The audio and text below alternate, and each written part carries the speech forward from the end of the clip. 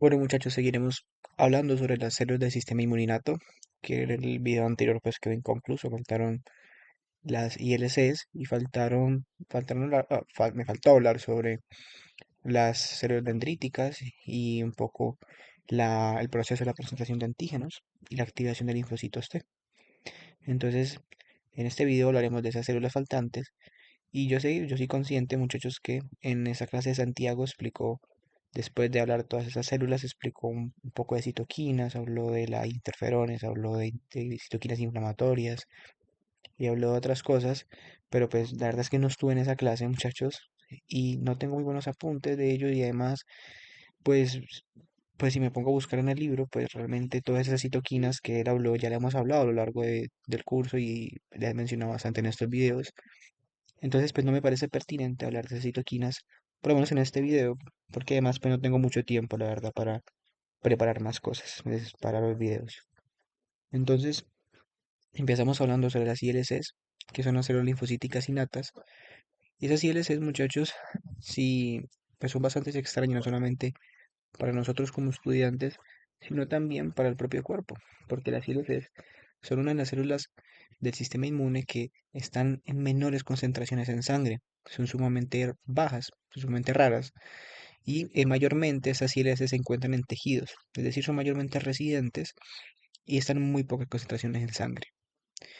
Muchachos, si uno pudiera como darle una etiqueta, una frase em, que describa lo que hace un ILC, ¿cierto? Que sea representativa de una ILC, es citoquinas. Es secretar citoquinas.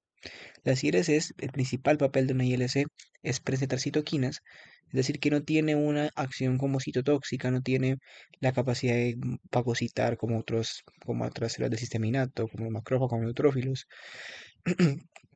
Tampoco tienen gránulos con enzimas digestivas como los eosinófilos, sino que estas ILCs cumplen un papel más bien de helper o de colaborador. ¿Cómo? Pues liberando puras citoquinas. Esa es su principal función. Recibir citoquinas y responder liberando todavía más citoquinas.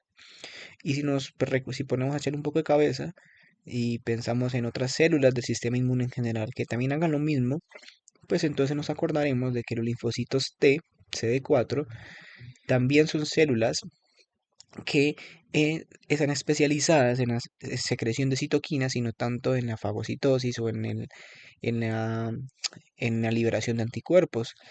Entonces, esas ILCs, muchachos, se dicen que son los espejos o los hermanos, los gemelos de la población de linfocitos TCD4 helpers o los TH. Entonces, son tres ILCs, muchachos, son ILC1, ILC2 y ILC3, ya les voy a mostrar. Y son también tres THs, TH1, TH2 y TH17. No me pregunten por qué no es TH3, sino TH17, no me pregunten, no tengo ni idea, pero pues así es.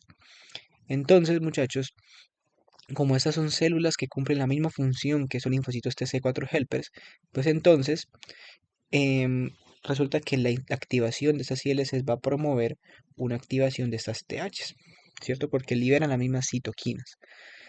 Entonces, antes de seguir hablando de esta parte, pues primero pues resolvamos la duda de por qué las ILC siendo pues de origen linfocítico, aún así son considerados pues células del sistema inmuninato.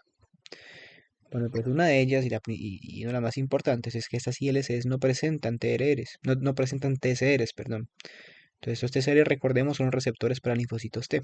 Estas células del sistema inmuninato, estas ILCs, no presentan esos TCRs, entonces no tienen la capacidad de especializarse en como si lo hacen los linfocitos, pero lo que realmente marca la diferencia para estas ILCs de que no sean consideradas de la respuesta adaptativa es el tiempo de activación. Los linfocitos para que se activen tienen que pasar por un tiempo de 10 a 15 días y es la primera vez que se enfrentan a una infección y eso pues se refiere interviene en ese proceso la presentación del antígeno, la expansión clonal de los linfocitos, su activación, bueno, un poco de huevonadas que al fin y al cabo hace que se demoren 10 a 15 días en que esos linfocitos te reciban la señal, se multipliquen, se activen y viajen hacia el tejido. Entonces se demora bastante. Mientras que esas ILCs, muchachos, aunque sean linfocitos, son residentes en los tejidos y entonces van a tener una respuesta inmediata ante las infecciones. Entonces eso es lo que realmente hace la diferencia de que esos ILCs pues sean células linfocíticas, pero el sistema inmune innato. Pues no es tan raro para nosotros porque ya vimos la CNK también tiene un origen linfocítico, ¿no? Entonces ya con esto aclarado, ahora sí hablemos, sigamos hablando sobre este temita de las THs. Entonces aquí está una imagen de lo que les estoy hablando. Pues tanto las células del sistema inmunitario, tanto las TLCs, ¿cierto? Las ILCs, perdón, como perdón, ¿qué pasó acá? Tanto las ILCs como las THs, pues tienen un mismo origen, un mismo progenitor hematopoyético. No me pregunten qué tiene que pasar aquí para que se diferencien uno en otro, no tengo ni idea. Pero tienen un mismo origen linfocítico. Y miren, muchachos, que esto es a lo que me refiero con que las ILC son el espejo de las TH. Aquí está la ILC1. Mire que esta ILC1 secreta interferón gamma, interferón alfa y factor de necrosis tumoral. Ah, si vemos la TH1, que es su espejo, secreta exactamente lo mismo, interferón gamma y TNFA. La ILC2 secreta que si L4, que si L5, que si L13, mientras que la TH2, que es su espejo, secreta exactamente lo mismo, 4, 5 y 13. La ILC3 y L17 y L22, LTA, no sé qué es esto. Y si vamos acá a su espejo, que era TH17, no es la TH3, la 17, secreta exactamente lo mismo. Entonces, si ven que son un espejo, son son células que secretan las mismas huevonadas, con la diferencia de que estas se activan más rápido que estas. Pero pues estas pueden llegar a tener un grado de especialidad mayor. Pero por eso son espejo, pues secretan lo mismo. Ahora, ¿qué tiene que suceder para que se active la ILC1, se active la ILC2, o se active la ILC3, o todas se activan al tiempo, o se activa una por una? Bueno, pues la respuesta es que no se activan todas al tiempo, sino que se activan dependiendo de las citoquinas liberadas. Es decir, se activa un tipo de ILCs al tiempo. ¿Y de qué depende de que esas ILCs se activen? Bueno, pues ya lo acabo de decir, depende de las citoquinas que se liberan en un tejido. Entonces miren aquí que cada ILC se activa con un grupo específico o determinado de citoquinas. Y a su vez, estas citoquinas liberadas están condicionadas de la infección que esté cursando el tejido. No van a cursar o no se van a generar las mismas citoquinas en un tejido con una infección viral que un tejido con una infección parasitaria. Se van a liberar citoquinas diferentes. Y entonces que se liberan citoquinas diferentes me condiciona a mí que se van a activar ILCs diferentes. En una me activa la ILC1 y en otra la ILC2. Entonces veamos más bien, más detalladamente, familia por familia. La ILC1, muchachos, aquí la tenemos, se activa con la secreción de citoquinas del tejido, de la IL-12, IL-15 y IL-18, y todas estas citoquinas, que es aquí, son citoquinas que me alarman o son alarminas de inflamación, son señales de inflamación, y tienen la particularidad de que promueven la secreción de interferones. Entonces, esas citoquinas se secretan en infecciones de virus o de microorganismos intracelulares en general, sean bacterias o hongos intracelulares, pero más específicamente, más comúnmente, por supuesto, en virus. Entonces, estas ILC1, muchachos, cumplen el papel, aquí lo tenemos, de defensa contra patógenos intracelulares. Entonces ya tenemos el primer familia y ya tenemos su apellido. ILC1 contra patógenos intracelulares, específicamente virus. Entonces, tanto la ILS1 como la TH1, por supuesto, em, generan esta defensa contra patógenos intracelulares al recibir o al activarse con las citoquinas 12, 15 y 18, aquí están, que son citoquinas que se liberan en infecciones intracelulares, que son citoquinas de inflamación. Y entonces, muchachos, si esas ILC1 me combaten infecciones virales o de patógenos intracelulares, pues ¿cuál va a ser la citoquina que esta señora va a lanzar? Pues van a ser, pues por supuesto, interferones. Los interferones siempre son las citoquinas que se van a secretar en caso de infecciones contra agentes intracelulares, específicamente contra virus. Los interferones, ya lo hemos hablado 50 veces, son los que me producen a mí la, em, el estado antiviral, ¿cierto? El estado antiviral, que ojo muchachos, los interferones, eso es importante, no me evitan a mí que mis células se infecten, es decir, no evita la infección de las células por los virus, o sea, los virus pueden entrar a las células, infectarlas. Lo que hacen los interferones realmente es inhibir o es restringir la replicación del virus dentro de las células. Entonces, una vez el virus entra a la célula y se empieza a reproducir con la maquinaria de la célula, los interferones lo que hacen es que activan una serie de moléculas, activan por lo menos, secuestran factores de transcripción. Una de esos mecanismos de acción es que los interferones secuestran factores de transcripción que los virus necesitan para replicarse. Entonces, si el interferón, pues, inhibe ese factor de transcripción, pues entonces los virus no se pueden replicar. Y de esta forma, el interferón asegura de que el virus no se replique, no se reproduzca y no genere más infecciones. Pero como tal, el interferón no evita que entre el virus a la célula. Otro mecanismo de acción de los interferones es el, la activación de RNasas. Entonces esas RNasas van a coger y van a romper el ARN viral. Entonces, pues, bueno, ya no creo que haya falta explicar más de eso. Entonces, esos interferones me generan ese estado antiviral y son secretados por las ILC1, que son específicos contra defensas contra patógenos intracelulares. Y esto mismo lo hace los TH1, ya les dije.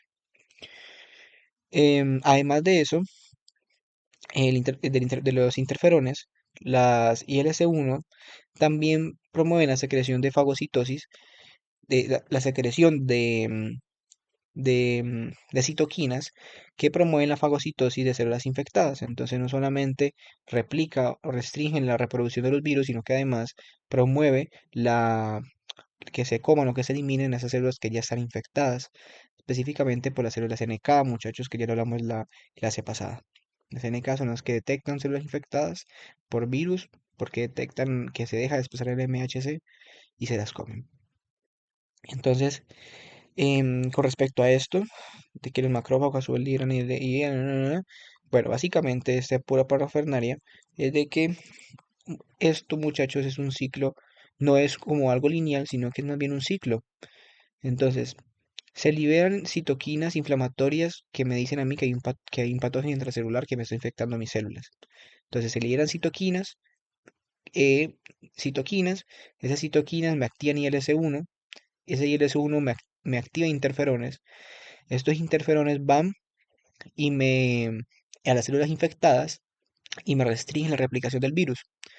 Entonces, esas células infectadas que están restringiendo la replicación del virus, a su vez van a secretar nuevamente interleuquinas proinflamatorias de que están infectadas, porque aunque se esté restringiendo la replicación del virus, las células aún así están infectadas. Eso ya lo dije. Entonces, esas células aún así van a seguir secretando esto. Y si se secreta esto, pues se vuelven a activar las ILC1. Entonces, esto, muchachos, es un ciclo de retroalimentación de todo esto que cada vez se va potenciando, se va potenciando, se va potenciando, hasta que llega un punto en el que el estado antiviral del interferón es muy potente y se puede controlar la infección viral. Entonces, a eso me refiero con que es un ciclo. Y otro dato importante es que esas ILC1 se inhiben entre sí, pero no, pues la verdad, como no estuve en esa clase y tampoco lo encontré en el libro, no sé bien a quién se refería Santiago. Creo que era que si se activaba la ILS1, esos interferones y estas vainas inhiben la producción de las citoquinas de la ILS2 y la ILS3, es decir, se inhiben entre sí. Si desactiva uno, las demás se desactivan. Algo así, pero no estoy 100% seguro, muchachos. Entonces ya chequeado la ILS1, vamos con la ILS2. La ILS2 aquí, veámosla acá, se activan en tejidos que estén cursando por una infección parasitaria. Entonces la IL-25, la IL-33, el TSLP son citoquinas que se liberan en infecciones parasitarias y me activan a mí la ILC2. Entonces esta ILC2, muchachos, es específica contra respuestas antiparasitarias y alérgicas. Entonces aquí entra mucho el video anterior que hablamos mucho de los basófilos, que hablamos mucho de los eosinófilos, hablamos bastante de los mastocitos, que son esas tres células que combaten parásitos. Entonces aquí entran a jugar un papel importante. Las ILC2, muchachos, entonces, como son contraparásitos, van a liberar citoquinas que me llamen a esas células que acabo de mencionar. Específicamente que me llamen a eosinófilos. ¿Se acuerdan del episodio, en el video anterior que les dije que los eosinófilos eran las células más importantes en contrarrespuesta parasitaria? Bueno, pues aquí recalcamos nuevamente esa importancia, ya que las ILC2 que reciben citoquinas de tejidos infestados por parásitos, liberan citoquinas que me llaman a más eosinófilos. Y esa citoquina, les dije también en el video anterior, la citoquina encargada de activar eosinófilos era la IL-5. Y aquí está. Entonces, una de las principales citoquinas que lidera la ILC2 es la interleuquina 5, que me llama y me activa eosinófilos. ¿Por qué? Porque los eosinófilos son las principales células que combaten parásitos. Además de eso, también están relacionados con procesos alérgicos. Recordemos que los basófilos y los eosinófilos, sobre todo, están muy relacionados con respuestas alérgicas porque ambas células secretaban histamina, heparina, que son alérgicos, alerginos, bueno, no sé cómo se dice. Entonces, em, entonces estas ILC2 también em, van a secretar pues interleuquinas que me promueven alergias, me promueven vasodilatación, pero a su vez, muchachos, esto es realmente contraproducente, porque la mayoría de parásitos están en el intestino, ¿cierto? Y el intestino, pues no nos conviene que haya inflamación o que haya respuestas alérgicas. Recordemos que la inflamación genera disfunción o pérdida de función de un tejido, y pues si tenemos pérdida de función del intestino, pues estamos jodidos. Entonces no nos conviene. Y pues lo que hace la ILC2 para contrarrestar esa respuesta alérgica producida de los eosinófilos, de los basófilos y de la IL-13 es secretar AREG, que es la antirregulina, que esta proteína no estaba no está aquí, pero la menciona Santiago. Esta proteína es una proteína que media o controla la respuesta inflamatoria. ¿Y por qué la tiene que controlar? Pues porque en el intestino no puede haber inflamación o no nos conviene que haya inflamación. ¿Por qué? Porque si no hay pérdida de función y pues si hay pérdida de función del intestino, estamos jodidos. Em, y por supuesto, pues recuerden que los mastocitos, en el video anterior dije que los mastocitos secretaban como sustancias, mediadores primarios, que lo que hacían era que potenciaban el peristaltismo y potenciaban la producción de moco en el intestino para que finalmente expulsáramos los parásitos y sus huevos por el medio del popó. Entonces, esta ILC2 también secreta, pues, citoquinas mediadoras de este peristaltismo que lo aumenten. Entonces ya tenemos chequeado la ILC1, que es contra virus o patógenos intracelulares, y ya chequeamos la ILC2, que es contra parásitos. Ahora vamos con la ILC3, que es el espejo de la TH17. Entonces esta ILC3 tiene un papel ya menos específico, los anteriores eran más específicos, uno que sí virus, otro que sí parásitos. Estos son un poco más generalizados, ya que reconocen en general patógenos extracelulares, sean bacterias o sean hongos, exceptuando parásitos que son extracelulares, pero los parásitos ya vimos que son encargados por la ILC2. Entonces la ILC3 son contra bacterias y hongos extracelulares. Y entonces pues la principal función de esta ILC3 va a ser promover una fagocitosis, ¿no? Entonces, si está contra patógenos extracelulares, lo que va a hacer es llamar a los principales fagocitos para que se coman esas bacterias y esos hongos, esas bacterias y esos hongos. Entonces, van a liberar dos citoquinas muy importantes que son la IL-17 y la IL-22. La IL-27, interleuquina 17, es una interleuquina que potencia, que es importantísima para la acción fagocitaria de neutrófilos, los potencia.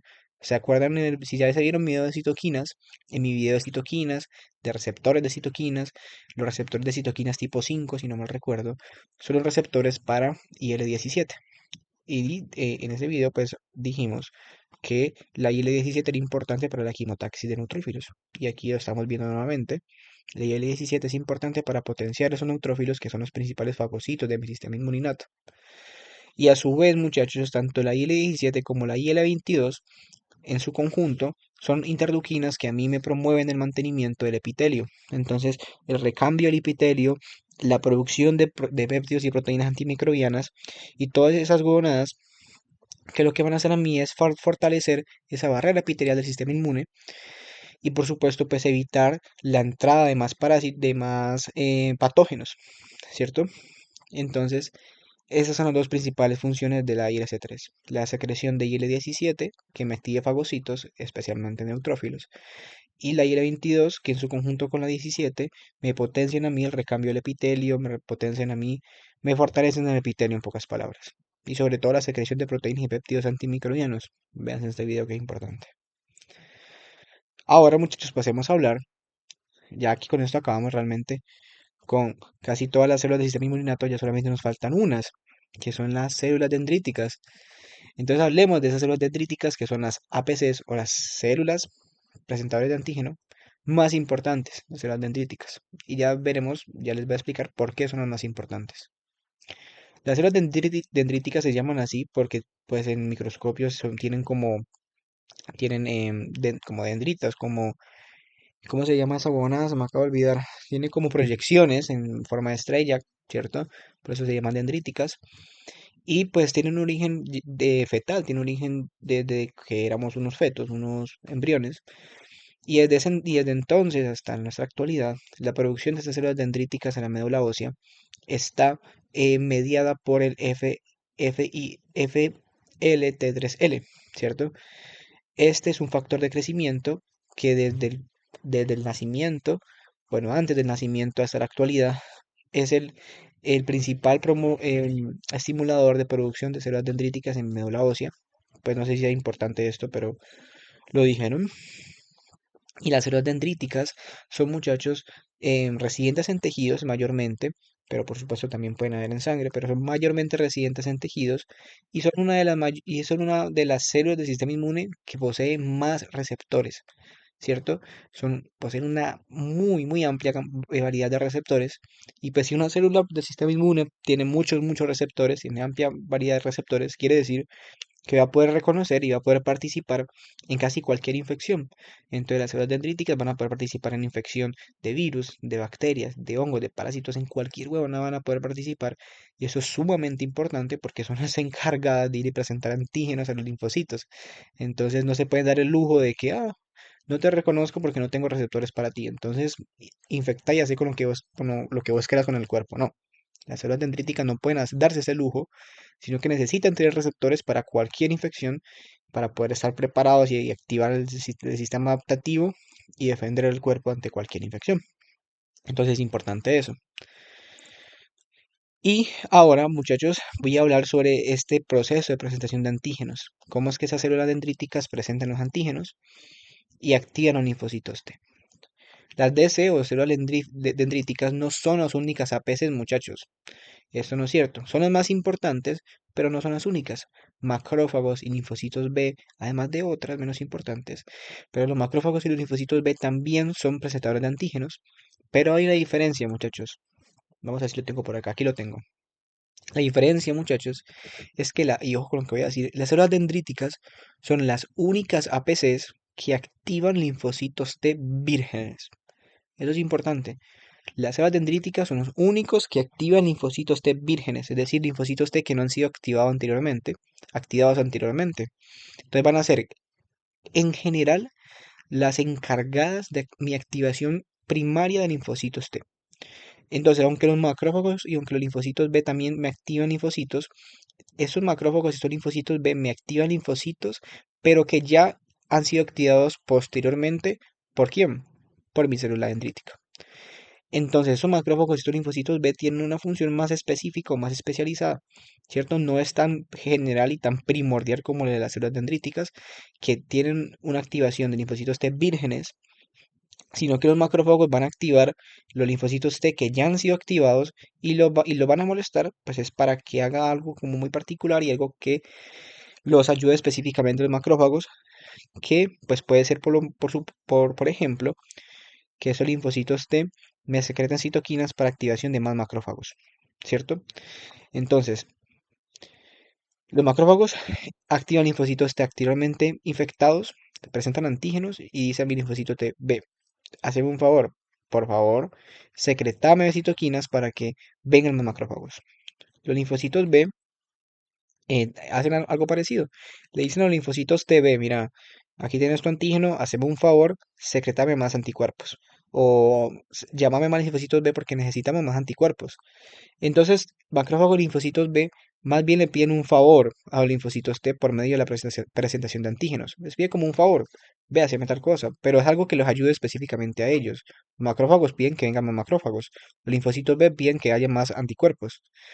Pero las células dendríticas son las que salvan la patria porque son las que activan los linfocitos T vírgenes desde el tejido linfoide secundario, desde la PM, y son los que encargados de activar esos primeros linfocitos T para que posteriormente los macrófagos o los linfocitos B pues puedan pedir los favores. Entonces, por eso es que se dice que las APC son las células presentadoras perdón, por eso es que se dice que las células dendríticas son las APCs más importantes de todas. Entonces ya tenemos ahí ese concepto claro por si no lo preguntan. Entonces ya dije que las DC eran las más importantes, pero también los macrófagos y los linfocitos B pueden presentar APC, pueden ser APCs. Y la manera en la que lo hacen es que primero las APCs, digamos las células dendríticas, primero, lo que hacen es que reconocen un antígeno, digamos de una bacteria, lo reconocen porque tienen muchos receptores, y ese antígeno, que es una proteína en general, la, la internalizan y em, la parten en péptidos pequeños, ¿cierto? Cogen ese antígeno, la parten en péptidos pequeños, y esos péptidos pequeños le van a fusionar con el complejo mayor de histocompatibilidad, con la MHC, ¿cierto? Entonces se forma el, em, el complejo péptido MHC. Entonces es como, em, la mentira, no se me ocurre nada. Pues simplemente cogen el antígeno, la parten en péptidos y ese péptido lo pegan entonces en MHC. Entonces ya tienen su antígeno preparado. Entonces es como si tuvieran un palito en la mano y van corriendo a los tejidos linfoides secundarios. Entonces eso lo hacen por vía linfática y en los tejidos linfoides secundarios lo que hay es linfocitos T vírgenes. Entonces estos linfocitos T vírgenes están esperando a que estas células dendríticas vengan a presentarle ese péptido MHC, este complejo péptido MHC. Entonces, esta presentación del péptido MHC, la presentación del antígeno, es considerada como la primera señal. Es decir, llega la célula dendrítica al tejido linfoide secundario y le dice al linfocito T, mira lo que tengo. Esa es la primera señal de activación. Pero esa primera señal de activación no es suficiente para que se activen los linfocitos T. Es decir, tiene que haber una segunda. Si solamente ocurre esto, si solamente está la presentación del antígeno, los linfocitos T lo van a ignorar, van a decir no me importas, ¿cierto? No se van a activar los linfocitos T. Tiene que haber una segunda señal que sí va a ser determinante de esa activación. Esa segunda señal para activación de los linfocitos T se van a llamar proteínas coestimulantes. No estimulantes, coestimulantes. Aquí me falta una co. Esas proteínas coestimulantes, que es la más conocida, la B7, que se pega al CD28 en el linfocito T, es decir, el CD28 es como una especie de receptor que está en el linfocito T.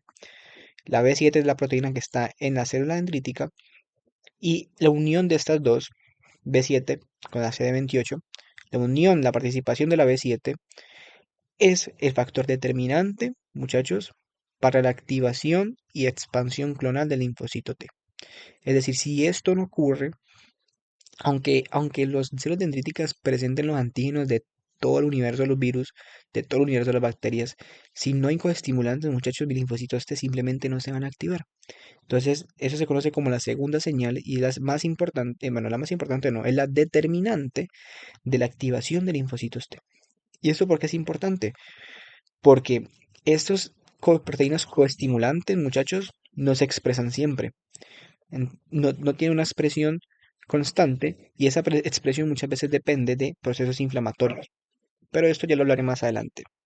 Esto lo explicaré en unos minutos. Dale, este pedacito lo voy a explicar en unos minutos. Voy a ver si tengo algo más aquí por decir que no me acuerdo. Aquí pues tengo una imagen más o menos de cómo ocurre la presentación de antígenos. Miren aquí el microbio en un tejido. En los tejidos hay células dendríticas que son residentes de los tejidos. Esas células dendríticas internalizan el microbio, pero no lo internalizan para comérselo, sino para coger el antígeno, tip, y ese un antígeno, ese microbio, y ese antígeno lo parte en péptidos, y esos péptidos lo une a su MHC y forman el complejo péptido MHC, que es lo que van a presentar a los linfocitos T, ¿cierto? Entonces, aquí está el palito que les decía, y estas van corriendo por sistema linfático a un órgano linfoide secundario, que puede ser un nodo linfático, por eso es que en las infecciones los nodos linfáticos se hinchan, porque hay activación de esas células.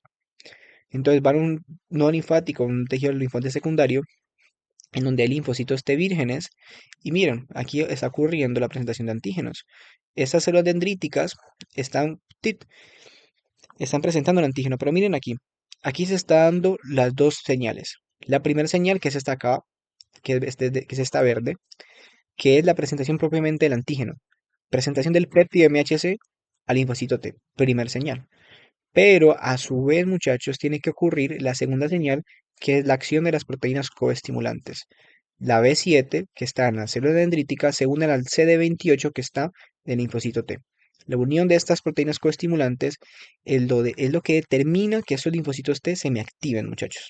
Entonces, mire que una vez ocurre esto, ocurren las dos señales de activación de linfocitos T. Una vez ocurren las dos, importante que ocurran las dos, los linfocitos T se activan, hay expresión clonal, y bueno, aquí ya están activados, y esos linfocitos T activados van nuevamente por sangre al lugar de la infección. Entonces, esta es la presentación de antígenos, y para que eso suceda, tiene que haber, o tiene que ocurrir, lo que les digo, que es la presentación de proteínas coestimulantes. Entonces, me va a saltar todas las diapositivas de aquí para llegar directamente a esta tabla, porque me parece importante explicar esto en este momento. Aquí, muchachos, tenemos todas las células presentadoras de antígenos que existen. Dije que aparte de las tres que hablamos, habían un poco de más, habían unas más, pero tres más importantes son estas: dendríticas, macrófagos y linfocitos B. Entonces, las dendríticas, miren, pues tienen el complejo mayorístico compatibilidad clase 2, que es el que, como tal, que participa en la unión de el péptido MHC, o sea, el que participa en la unión del péptido MHC. Y además de eso, es importante que en esas células dendríticas, en esos macrófagos, en esos linfocitos B, se expresen las moléculas coestimulantes. Entonces, estas moléculas coestimulantes que dije que eran la B7 y la B17 o B12, no me acuerdo cuál es la otra, pero especialmente la B7, em, no tenían una expresión o no se expresaban en esas células siempre, ¿cierto? Entonces, si no se expresaban en esas células siempre, significa que, pues, para que esas células dendríticas presenten antígenos y activen linfocitos T, pues no siempre lo van a activar porque no siempre están expresando las proteínas coestimulantes. ¿Qué tiene que pasar para que esas proteínas coestimulantes se expresen? Específicamente inflamación. Aquí pues en esta tabla dice que tiene que haber TLRs, que tiene que haber interferones, que tiene que haber CD40, que tiene que haber un poco de vainas, pero en términos generales, lo que hace que todas esas cosas que están acá se produzcan es la inflamación. Entonces, muchachos, si no hay inflamación, no va a haber producción de proteínas coestimulantes. Si no hay proteínas coestimulantes, las células dendríticas van a presentar antígenos, pero no van a activar linfocitos T. Entonces, esto cobra verdadera importancia en enfermedades autoinmunes. ¿Por qué? Porque en enfermedades autoinmunes, aquí está, en enfermedades autoinmunes siempre, muchachos, va a haber inflamación. En la artritis reumatoide, por ejemplo, vemos que tienen las articulaciones hinchadísimas, y es porque tiene que haber inflamación. Porque si hay inflamación, quiere decir que se están produciendo proteínas coestimulantes en las células dendríticas, y si hay proteínas estimulantes, quiere decir que las células dendríticas me están presentando antígenos y me están generando la segunda señal para que esos linfocitos T se activen, y entonces los linfocitos T activados vengan y me ataquen a mis propias articulaciones. Entonces esto es importante, porque en caso de que no haya inflamación, aunque mis células dendríticas reconozcan en una parte de mi propio cuerpo y vaya presenten y le digan a los linfocitos T, por favor, vayan, los linfocitos T no le van a hacer caso porque no hay inflamación. Y si no hay inflamación, pues no hay proteínas coestimulantes. Si no hay proteínas coestimulantes, los linfocitos T no se activan. Entonces esto es importante. Debe haber inflamación para que los linfocitos T se activen, porque si no hay inflamación, no hay producción de proteína B7. Esto lo he dicho como 50 veces. Pero bueno, esto es aquí traté de hacer diapositivas de citoquinas, pero la verdad no me da la verdad. Eso ha sido todo, muchachos. Creo que no se me ha olvidado nada más. Cualquier pregunta, me escriben en los comentarios o algo. Espero puedan ver el video en paz y puedan hacer el caso clínico de fármaco. Eso ha sido todo, muchachos. Muchas gracias.